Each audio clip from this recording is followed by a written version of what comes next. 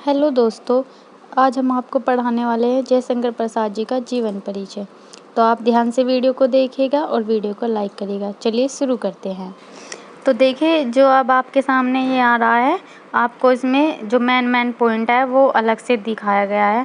आप अगर अपने पेपर में ये सब चीज़ अलग से लिखेंगे तो जो भी आपकी कॉपी चेक करेगा उसको फिर ये एक बहुत ही इम्प्रेसिंग लगेगा और वो इम्प्रेस होगा, आपको इसी चीज़ पे नंबर मिल जाएंगे। तो आप इसको ऐसे ही तरीके से आप लोग ये कॉपी में एक अलग साइड से लिख सकते हैं। तो इसको कैसे लिखना है, इसमें बताया गया है।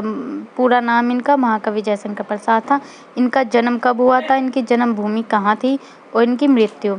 इसमें इम्पोर्टेंट हो जाता है कि जो मुख्य रचनाएं, जो इनकी रचनाएं होती है, इनकी जो कविताएं होती है वो सब, और फिर इनके विषय में ये क्या क्या लिखते थे, इनकी भाषा और शैली। जैसे कि ये जो भी आपको इन्होंने चित्रधार, कामायनी, बहुत सी इन्होंने रचनाएं की हुई है। ये कविता भी लिखते थे, उपन्यास भी लिखते थे, नाटक, निबंध, और जो इनकी भाषा थी वो हिंदी भी थी, ब्रज भाषा भी थी और खड़ी बोली भी थी।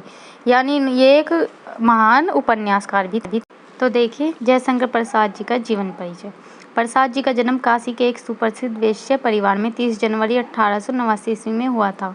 काशी में इनका परिवार सुंगनी साहू के नाम से प्रसिद्ध था और इनका कारण ये भी था कि ये जो थे तंबाकू का व्यापार करते थे। इनके जो पितामह यानी दादाजी थे वो शिवरतन साहू और पिता का नाम देवी प्रसाद था। प्रसाद जी के जो बाबा यानी कि उनके दादाजी जो थे वो शिव के परम भक्त और दयालु थे। इनके पिता भी अत्यधिक उदार और साहित्य प्रेमी थे। यानी इनके पिताजी को रचना और साहित्य से अत्यधिक लगाव था। प्रसाद जी का जो बाल्यकाल था वो सुख के साथ व्यतीत हुआ। इन्होंने बाल्यावस्था में ही अपनी माता के साथ धारा क्षेत्र, ओंकारेश्वर, पुष्कर, उज्जैन और आदि ब्रज आदि तीर्थों की यात्रा की थी। अमरकंटक पर्वत श्रेणियों के बीच नर्मदा में नाव के द्वारा भी इन्होंने यात्रा की। यात्रा से लौटने के पश्चात प्रसाद जी के जिला का ये गलत लिखा हुआ है, पिता है, इनके पिताजी का स्वर्गवास हो गया। पिता की मृत्यु के 4 वर्ष पश्चात इनकी माता भी इन्हें संसार में अकेला छोड़कर चल बसी। प्रसाद जी के जो पालन और पोषण, इनकी शिक्षा दीक्षा का जो प्रबंध था उनके बड़े भाई शंभुरतन जी ने किया। सर्वप्रथम प्रसाद जी का नाम क्वींस कॉलेज में लिखवाया गया, लेकिन स्कूल की पढ़ाई में इनका मन ही न लगा और इसलिए इन्होंने जो अपनी शिक्षा थी उसको बंद कर घर पर ही खुद से स्वयं से ही अध्ययन किया सभी भाषाओं का। घर पर ही वे योग्य शिक्षकों से अंग्रेजी और संस्कृत का अध्ययन करने लगे। प्रसाद जी को प्रारंभ से ही साहित्य के प्रति अनुराग था। वे प्राय साहित्यिक पुस्तकें पढ़ा भी करते थे और अवसर मिलने पर कविता भी किया करते थे।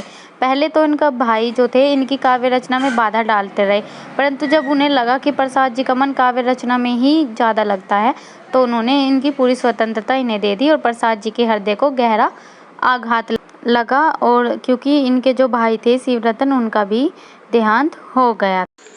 All study and motivation channel को सब्सक्राइब किए, बेल आइकन दबा दीजिए और हमारे चैनल से ऐसे ही जुड़े रहिए। जैसे कि मैंने अभी बताया कि इनके भाई की भी जो है मृत्यु हो गई थी, उसके बाद इनके घर की आर्थिक स्थिति बिगड़ गई। इनका सारा व्यापार जो था वो ठप हो गया और इन्होंने अपनी जो संपत्ति थी वो भी बेच दी। इनके ऊपर इतना कर्जा हो गया था कि ये अपने संघर्षों के चक्कर में इनको बहुत सारी दिक्कतों का सामना आया था।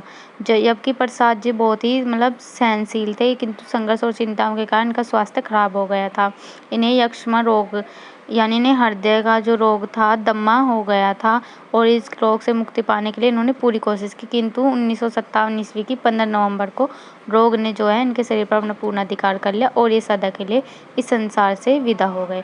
अब जैसे कि आपको दिखाई दे रहा है जयशंकर प्रसाद जी की रचनाएं, इन्होंने अपने छोटे से जीवन काल में 37 साल की आयु में ही इन्होंने बहुत सी रचनाएं इस देश को, इस संसार को दी और इनको जो है आज हिंदी साहित्य में पूजा जाता है। इन्होंने काव्य, कहानी, उपन्यास, नाटक, निबंध बहुत सी ही रचनाओं में अपना योगदान दिया और ये हिंदी साहित्य के एक प्रसिद्ध कहानीकार, रचनाकार बन गए।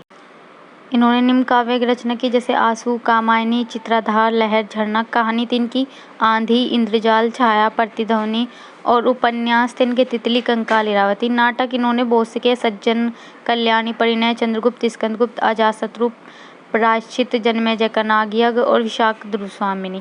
ध्रुवस्वामिनी बहुत ही फेमस है, ये आपको आने वाली बीए की जो कक्षा है उनमें मिलेगा। और इनके निबंध जो थे वे काव्य कला और अन्य निबंध थे।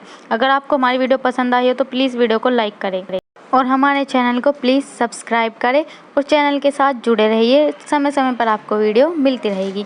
धन्यवाद।